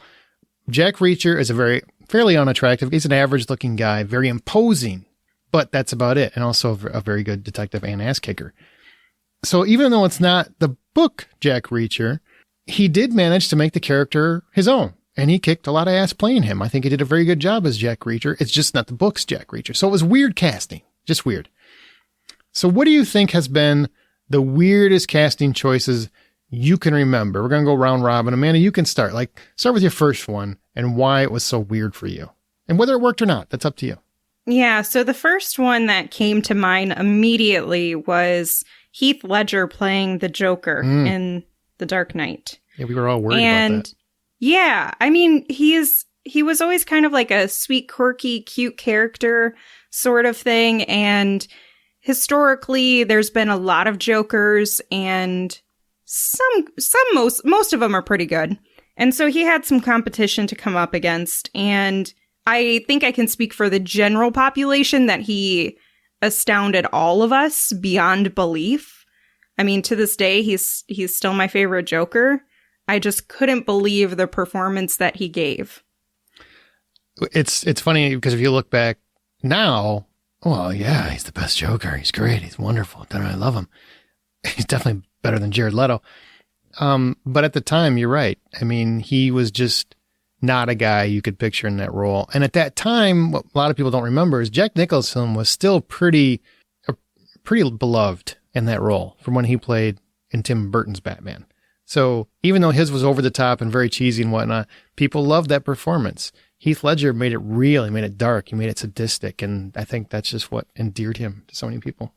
Yeah, the actual, I remember the press around the time, and people used to complain about how dumb of a decision that was. They did, yeah. It was all over the internet, or whatever was the internet at the time, and it was message board. You could not miss. Yeah, you could not miss how people were complaining about their choice. And then as soon as he portrays that character, everyone turned right around. I mirror it to the Gal Gadot experience, where everyone thought she was too tiny and she couldn't. Including me. Yeah, me too. Thought she was too tiny, thought she didn't have enough, oomph to her character or that. And when she hit the screen, we were all like, damn, we were very wrong. Absolutely. We apologize deeply for being so wrong. And so it's the same experience where you essentially just underestimate them based on what you know of them and your perception of them. And then they come out and they shine. And you're like, I couldn't picture anybody else doing this. What a great honorable mention you snuck in there. Thank you so much. Well done. Yeah, very well done. That was like seamless. That was like congrats. Yeah. Because, I mean, all people really knew about Gal Gadot was she can roll her ass onto a runway really well in Fast 6. I mean, And I'm sure come back to life in Fast 10 or Fast 11. oh, God, they're probably working on it. If they can afford her, she'll be back. Sure. Yeah, she's probably expensive now. She's pricey. Troy? I think part of the problem, too, is that people come in with preconceived notions because they base people on their past work and they base them what they look like versus like actually thinking about, oh, hey, I'm an actor. If I do the right training or put on enough weight or do my hair a certain way, like they're supposed to be able to become any one of these characters. And I think that was the case with Heath. I mean, he just really got himself into the mindset of what it was to be the Joker. And then, you know, obviously dealt with some of that fallout after the fact, but really, really a surprise when this actually hit the screen because you're just like, wow, is that the same guy? Is that the same guy? Like 10 Things Hate About You? Same guy? Really? Okay. I think even now looking at, because I love 10 Things I Hate About You, and he is adorable in that movie. And comparing that to Heath Ledger's Joker, it's just like, gosh, is it really the same person? And I think that's what strikes me so much is that I have to still contemplate, like, how did he become such a different human being? Brokeback Mountain. It's the process. I mean, that's what acting is. Troy, you're up. All right. Well, I'm going to go with my first one, which was Jake Gyllenhaal, speaking of Brokeback Mountain, and Prince of Persia, Sands of Time. Yeah, Because playing a brown guy. Yeah. that is like, yeah, step number one, like stop whitewashing Hollywood. Step number two, he may look good in a cowboy outfit, but he's not a prince. He doesn't have a commanding figure, nor does he look anything like the character. Okay, let's back that train all the way up into another I got horny universe. watching that movie. What are you talking about? I thought I was on Brokeback Mountain watching that. He was so oiled up and sexy. I'm going too far, but you handsome, get the beautiful point. man. Okay, I'm Yeah, just saying. but like I Whitewashing, said, yes. He's everything he's else, a no. cowboy, He can be my prince, Troy. but he's not a prince. He's not princely. He's not Yes, he kingly. is. He wasn't a prince in the movie. He was a homeless kid that Well, I know, the Sultan picked up. If you know but what I mean. it just I just rewatched it, so I like that I feel movie. sad for you. I like that movie. You must really be bored in the I mountains. up do there. like Holy that cow. movie. I I, like that thought this movie. was going to be a positive It's one. totally offensive. I get all that, and I agree with all that. Yeah. I still like it. But go ahead, Trey. Why is it weird for No, you? I just feel like playing the video game, comparing it to the actual like movie itself. It just didn't work. It's the wrong casting choice for me. The whole It movie definitely probably was the wrong whitewashes. choice to make in the first place, also. But different conversation. I different do day. agree he's the wrong person to cast in that role, even though I kind of enjoyed it. It's kind of like Johnny Depp in The Lone Ranger. He should not be him, but I still enjoy the movie. You know? Or Emma Stone in Aloha. Oh Jesus, yeah, she's not any. Where did you think she was Asian? Like what? Did you hear? I think it was the director who had said something. Cameron Crowe. I don't know. Cameron Crowe directed Yeah, that one. it said something like, "I didn't realize that the majority of the population was Pacific Islander," and I'm like, On the Pacific in Island? Hawaii. He swallowed a lot of crow on that one. Yeah. I'm proud So of that. dumb. I just made that up on the spot. Clapping for myself. John, what do you got? what? Oh, sorry. I got my first one is one that, when everyone said that this person was going to play Batman, everyone was like, "What? Are you kidding me?" And that's Michael Keaton as Batman. Mm-hmm. And it's actually a Batman that works. Although when you look at Michael Keaton, you don't sit there and say, "Hey, that's a man that should be Batman." But I like him because I think he is a man who looks like Bruce Wayne. No, I don't think he is that either. I don't like him in either part. And I know it's sacrilege to say, but I love Michael Keaton. How dare I you? don't like him as Batman. And do you want to get nuts? I mean, I just don't. I concur with Aaron. Okay, you just sold me on not liking him for Batman. He never once felt threatening to me. He never, I mean, I felt like he was always wrong for the part. That's a personal choice, and I know the world's against me on it. Go ahead. Aaron at the Hollywood Outsider. You know what? Send it to Troy at the HollywoodOutsider.com. He might read them. Just no. Mm-mm.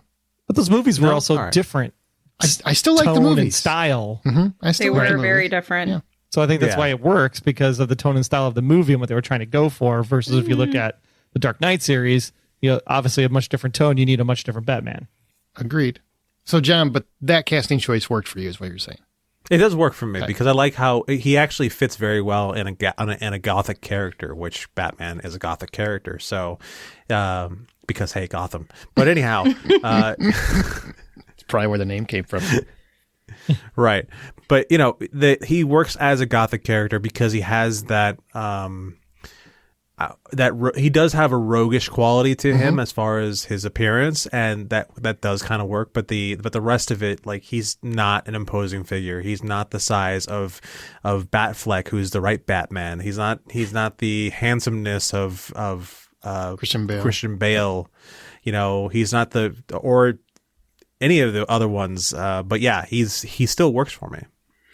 Well, my first one is the original Gangsta, and I'm going to have to explain why he's somebody that was a weird casting choice. I need to explain it because I don't know if you'd get it. If you don't know the history, you might not get why it was so weird to me at the time. So I grew up listening to Ice-T.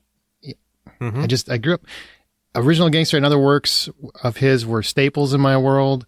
Where I grew up, Ice-T and Eazy-E, they were basically folk heroes on how defiant they were of cops. In both their music and their lives. I mean, Ice-T wrote a song once about killing cops. He was not a fan, or it seemed like he was not a fan of police officers.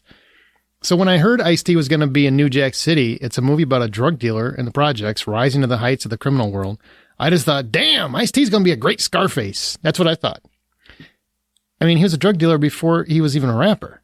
And then I go and see the movie, and he's not only playing a cop, but the cop determined to bring down Nino Brown, who's the drug dealer. I was like, what? This is crazy. That's the weirdest casting ever to me. And yes, very against type. And I guess that's what Mario Van Peebles wanted when he had the film in mind and he had Ice-T in mind. And Ice-T crushed it in that role. I mean, so well, he's been playing cops ever since. And that was weird. That was just weird for the time. Now, pretty common. I mean, he's been in Law and Order for 2 decades. Yeah. I'm actually on a Law and Order trip right now, and it's nothing but Ice-T all the time. I thought when you mentioned New Jack City, I thought you were going to go with Judd Nelson because he is not the kind of cop that they were trying to portray him as, or he doesn't fit that character very well. But Ice-T is a really good choice because he does really sell that role, and he has that like when he's dealing with Chris Rock's character, it feels like he actually cares. When he's going up against Nino Brown, he's going up against his nemesis. It's a lot of power in that role. And he doesn't lose his street cred when he's doing it. You know what I mean? Oftentimes, in those kind of roles, he's almost too empathetic. And I don't think he was too empathetic. He just, man, get yourself right. He just wanted things to be even and right on the street, as far as that role went. And I think he played it really well, especially for a guy that really didn't have many acting credits. I mean, he jumped from I'm a rapper to you're the lead star. Mm-hmm. This isn't business. This is personal. And at the end, when he dies and Judd Nelson just gives him that smile, that's one of my favorite moments in movies ever. Speaking of Judd Nelson. Yep. When he's just like, Nino Brown dies. Spoiler alert. And Judd Nelson, everybody else is panicking and he's just smiling. I just thought that was great. I freaking love that. Yep. Sorry, Amanda, back to you. Well, my second choice is Vince Vaughn from Psycho. Ugh, that hurts my soul. Doesn't it, though? Yeah. So, if you're familiar with Hitchcock's iconic horror film, then the first person that comes to mind in a remake, whether it's satirical or serious, is not Vince Vaughn. He's not the guy I think of. Norman Bates as a character is reserved, is more withdrawn, and Vince Vaughn is very in your face and just something else. He is not the guy to be in Psycho. And Aaron, I'm sure you have a lot of thoughts and feelings on this as a huge Hitchcock fan and co-host of Presenting Hitchcock. Presenting Hitchcock. Yes, which is a great podcast. You should check out. We did cover Psycho at one point. And our next episode is Rear Window. What? So excited for that. Yeah, it's a shot-for-shot remake, except for they added like one scene where he masturbates. Why? I don't know. Just apparently like, Gus Van Sant thought that was a good idea. Well, they probably walked in on Vince Vaughn. He was already doing it. And they were like, hey, turn the cameras on. Get it rolling. Get it rolling. And then he's like talking really fast while he's doing it. I never understood the movie, the point of the movie, and I sure didn't understand the casting. I don't think he's awful in it. I just don't think he's the right guy for it. Or the movie was the right movie. Like, if you're going to remake Psycho, add something new to it besides masturbation scene. Just otherwise don't do it. So, yeah. I mean, there's a problem with like when you think about like Heath Ledger or even Jake Gyllenhaal, where you sit there and you go like, I can actually see them in the part. It's hard, but you can see them in the part. Or, hey, it really surprised me that they were doing this part. Like, you do not see Vince Vaughn in this role at all. Like, the entire time you see Vince Vaughn. It's kind of like Will Smith playing Deadshot. Like, you know it's Will Smith the entire time. You never see the Deadshot character, so it just didn't work. Right. I mean, Deadshot worked fine for me, but it was Will Smith the whole time. I just like Will Smith. I'm just like, right. Yeah, it's Will Smith as, Deadshot, I think.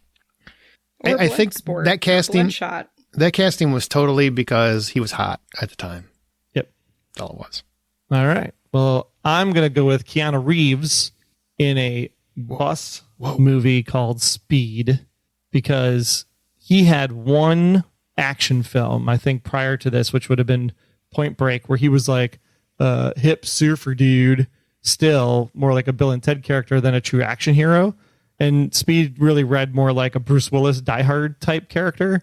And surprisingly, Keanu really pulls it off in the movie. I thought it was really fantastic watching him. And of course, the chemistry between him and Sandra Bullock really just makes that movie. So, but at the time when they were like, yeah, Keanu Reeves is going to do Speed. And we're just like, okay, what is the bus going to like time travel when it hits below 55 miles an hour? I don't understand.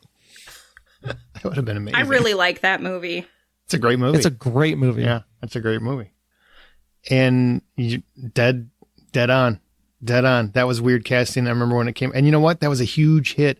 And then he didn't want to come back for the sequel, which boggled my mind, because that movie would have been good. But Jason Patrick, not so much. Yeah, the sequel sucked. Sucked. And well, did it suck because it was Jason Patrick, or did it suck because it was the sequel? Yes, is the answer. Both. Question. Yeah. Okay. Both. It would have been watchable had Keanu been in it.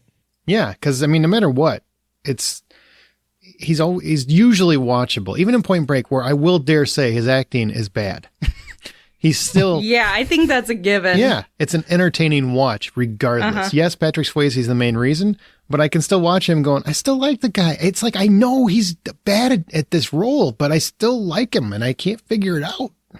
And in Speed, I thought he actually was. I don't know if he learned. Maybe it's because he realized the FBI agent in Point Break was so awful. He actually went to do some law enforcement training, so he knew how to be a better cop, because he actually seemed like a good cop in Speed. Agree. That's a whole lot of conjecture, but my third choice. Second choice. Or John, second choice. No time machine's here. So my second choice is a movie that's really near and dear to my heart, because it's one of my favorites. That's Prince of Thieves, and it's Kevin Costner as Robin Hood, slipping in and out of that accent like crazy. Which, as much as I want to sit there and give him a hard time for slipping in and out of that accent or fighting to keep an accent the entirety of the movie, I also forgot about the halfway point, and was able to really just sit down and enjoy it. At what point is he in the accent? Because I don't recall that point ever in that movie. I remember him thinking he's supposed to have one. At one point, you can see him look up to the sky and go, I think I should have one. But I never actually heard it. I think right about the time he meets Morgan Freeman's character, there's no more accent. It's just so weird. I'm with Aaron. I don't remember him having an accent at all. I don't remember it at all. I think Bryan Adams had more of an accent in his song, a Canadian accent, than he had in this whole movie. Eh? I'll cut your heart out with a spoon. Alan Rickman makes that movie so he really does. Yeah, I think you're right, though. Even though he he's not a very good Robin Hood. That movie is infinitely watchable. I've watched that probably 15 times over the years, and I still enjoy it. Yeah. You can easily like triple that for me. You even have Christian Slater, who also slips in and out of an English accent, And Jack like, Nicholson willy-nilly. somehow. Yeah. Yeah, Jack Nicholson trying to do an English accent. It is bad, but he gets that great line, fuck me, he made it, That's such a great, everything about it. And you're right, Alan Rickman is really what makes that movie so watchable, because everybody else is so chill and doing their whole, like, I'm pretending to be English thing. And the actual English guy is just rocking it and just, like, going everywhere phonetically. And it's just awesome. He stands out in everything. He does. Well, not anymore. I know, I was thinking stood out, but then that was too sad, and then Aaron went there Too anyway. soon. People get mad when I can't help. Person no longer here. It's not. Anyway. All right. Riding that same train that John was just riding.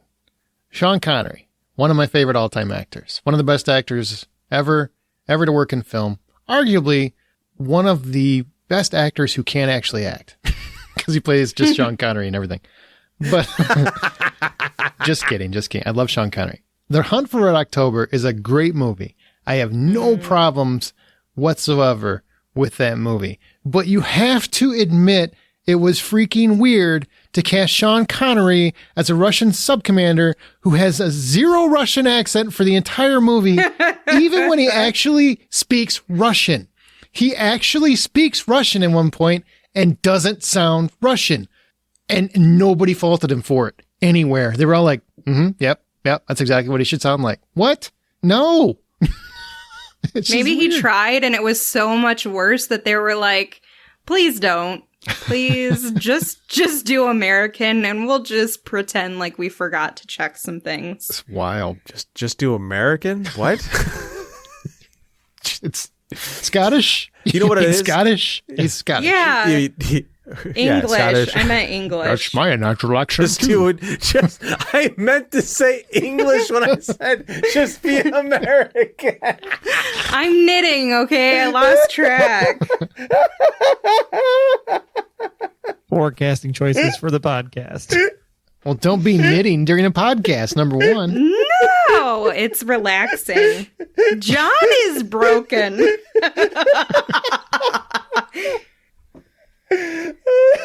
Wow. Someone send an ambulance to help John. Station. All right. Oh my God.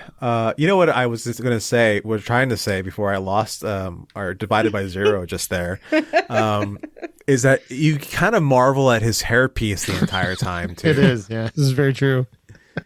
He had the best wig guy. Whoever that guy was. He really he's did. A great wig guy. I think Nick Cage called him up, but he wasn't available anymore or something. Because Nick Cage Oh my. What? If you think that's his natural hair, I hate to tell you it is not. I know, but it was just some real shade. You went there. Well, Nick Cage needs the shade. Somebody needs to tell him that's too dark. It's just too dark. It's not a magic marker hair thing. What are you doing? That's just weird. Maybe he should try forhims.com. Ooh, ouch. Amanda, third. Oh, I'm back already. Yeah, if you weren't knitting. That's just weird. You know what? Leave me be. I'm making a nice little Harry Potter scarf. You're not getting anything now. I don't want one. I just want you to answer the question. Maybe you were going to get something else. De Niro in Mary Shelley's Frankenstein. Just not the kind of guy that you picture when everybody else is in like a very historical type pose, and you just got De Niro with what I presume is like a Boston accent. It's just like, how did we arrive here? I don't remember that, but it sounds fantastic. Yeah. It's just shocking. I think the consensus I'm realizing as we're talking about these is that they need to hire someone on set to ensure accent consistency. Wrong. I like it better this way. It's more entertaining. Yeah. Yeah. You talking to me? What are we? Like, what are we? English? Hey, be nice to me, okay? No, not American. English. Still not Scotland. I meant like English. You know what? English, Japanese, all the same. I get it. Yeah. No. It's all the same. Troy, number 3.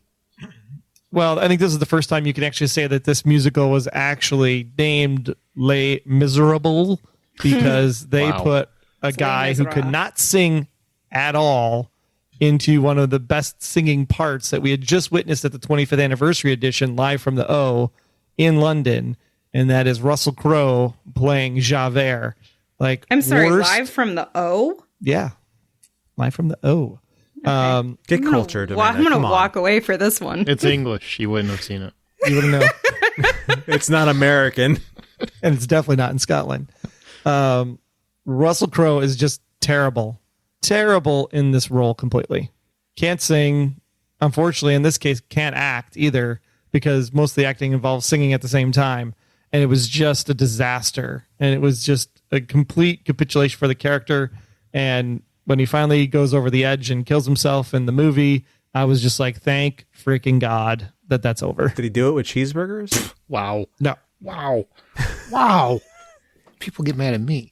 So, Troy, I got a question because for everybody that I know that has seen them, I have not seen Les Miserables or whatever. I haven't seen it either. So I don't know the answer to how bad Crow was, but I've heard from everyone I've talked to, and I asked a few people about this because I saw this was your selection, and I wanted to know for sure that I knew I'd watched the movie.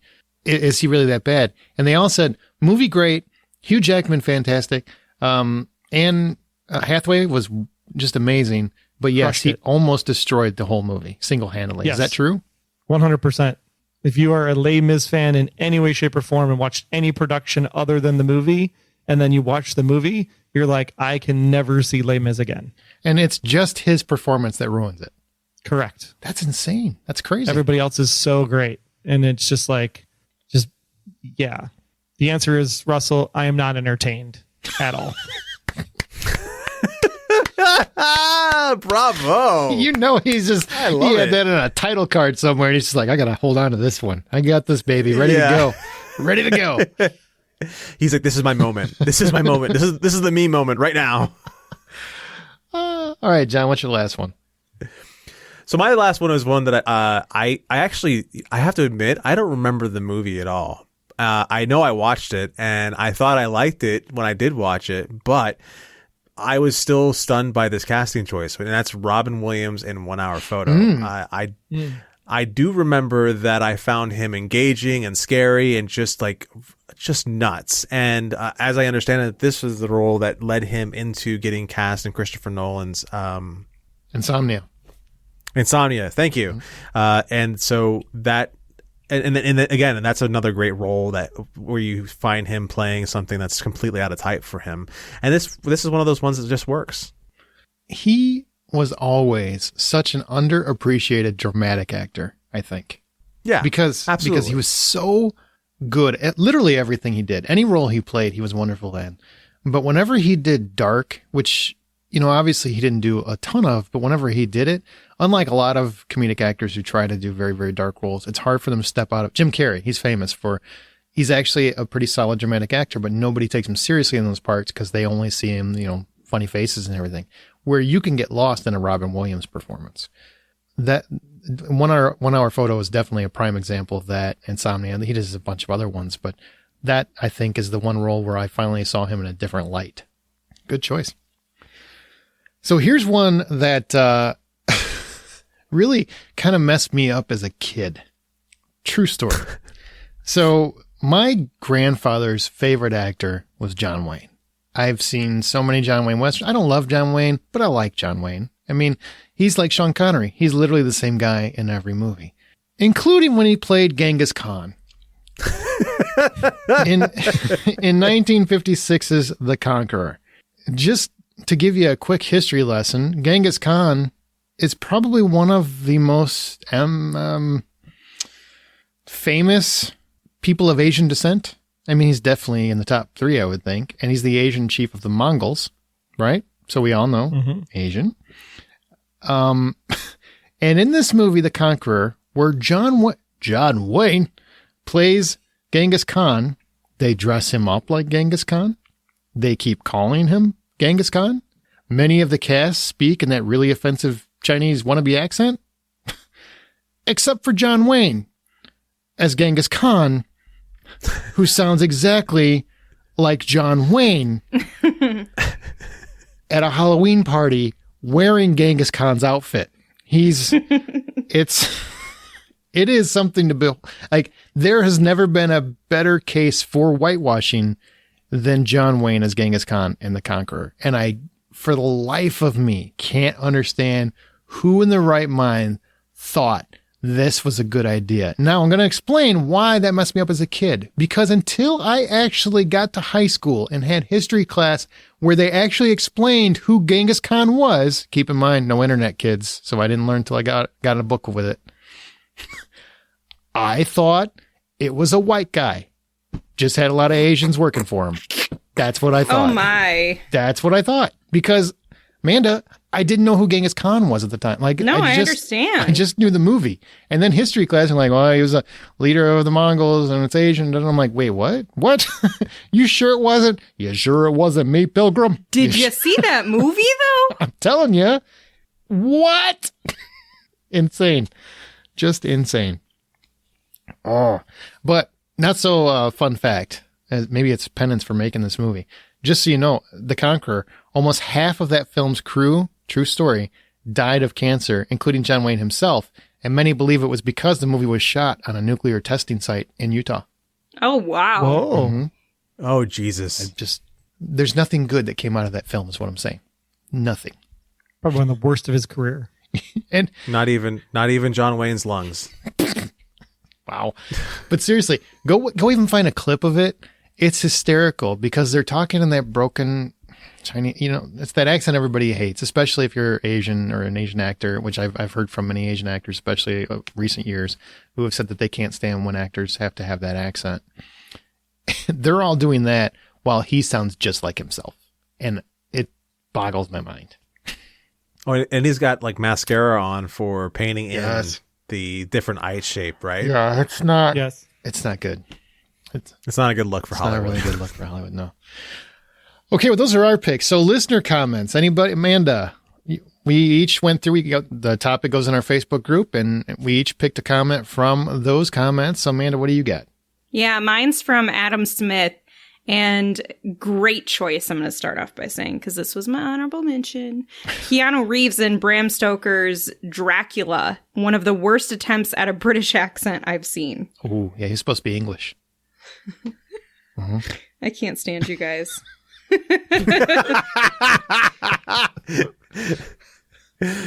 Tammy Ray Spiro says, I find it interesting that we have all selected males. I'll throw in a couple of female roles. Mary Elizabeth Master-Antonio, who I used to think was hot way back in the day. She was. Did she say that or did you say that? That was me throwing in my little editorial. For Robin Hood, Prince of Thieves, yes, she was another one who kept on slipping in and out of her accent every now and again. And then Katie Holmes for Batman Begins, which I actually agree. Like, she sort of ruins the movie a little here and there. Disagree. I love that movie. I can handle her, but I do wish it was someone else. I agree with Amanda. Don't agree with any of you. I thought she was fine. She didn't bother me at all. And I really wish she was in The Dark Knight versus Maggie Gyllenhaal. I do agree that she should have been in the Yeah, if she was going to be there, she should have stayed, and then it would have made it better. But because she wasn't in the second movie, it ruins the first movie. When you go watch it now. Yep. I'm not on board. I thought she was fine. I'm fine with you, Katie. Even if Tom Cruise isn't. It's for the best. Obviously. Wendy Davies said, might be unpopular, but Tom Hanks as Robert Langdon in the Da Vinci Code. I do love Mr. Hanks, but having read all of the books, felt like he was completely the wrong fit for the character. And having seen both of those movies, I agree. It's probably the two that I do dislike Tom Hanks the most in. Oh my gosh, sacrilege. He's legitimately not good in those movies. Yeah. I haven't seen them, full disclosure. I think it's his wig. That's the problem in that movie. He does have a mullet going on or something. I don't know what the hell that was. Yeah. But Troy made me watch the new series, The Lost Symbol? The Lost Symbol, yeah. Ashley Zuckerman is actually really, really great and totally is the Robert Langdon that we should have had in the movies. Yeah, he's really good on Peacock. You should watch that. John? You're in? No, you're up, buddy. John went. Did he? I already went. Yeah. He skipped me. It was fine. Oh, I'm not butthurt about it. No, you went. Wendy Davies. Wasn't that yours? That was Yeah, mine. and I said Tammy Ray Spiro. Okay. And we did the Mary Elizabeth Mastrantonio, You who I thought was hot. just didn't go in order, and you missed Troy. And completely threw off his the old feelings guy. are hurt. Right. I'm not hurt. I just think it's funny that he threw off the old guy because the old guy can't remember who all went. Hey, Right. get off my lawn and just shut your warm mouth. All right. Sonny! Ty Nelson. He said, and these are three of them that I think are all spot on. Denise Richards as nuclear physicist Christmas Jones. I can't even say Yeah. I buy that. Can't even say that. What? I'm kidding. Of course I don't buy it. Okay.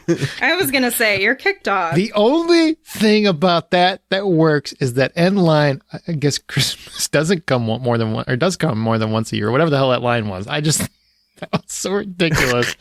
I'm just like, okay, that almost made this whole stupid part worth it. Oh, whatever. He also says Alanis Morissette as God in Dogma. That one Oh, worked, I liked Actually, her. like, That's a That great worked. move. but it was weird. Yeah. But it was weird. Weird. Right. Yeah, but I liked her. Weird, but it worked. Yeah. And Charlton Heston as a Mexican in Touch of Evil. Yeah. Hollywood. What the hell?